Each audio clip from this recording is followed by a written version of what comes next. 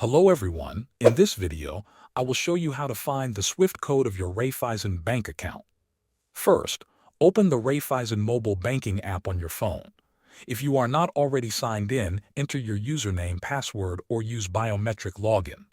After logging in, navigate to the main dashboard or home section of the app.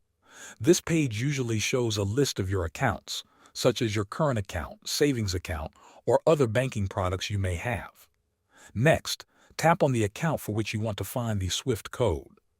This will open the account overview page where you can see information like your balance and recent transactions. On the account page, look for an option called Detail or Account Details.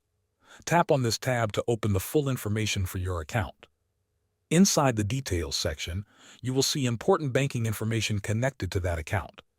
This typically includes your IBAN, which is your international bank account number, and the SWIFT code, which identifies your bank for international transfers. The SWIFT code is usually shown as a sequence of 8 to 11 letters and numbers. If you cannot find the information in the app, you can also check your online banking or contact your local Raiffeisen Bank branch for assistance. Thanks for watching.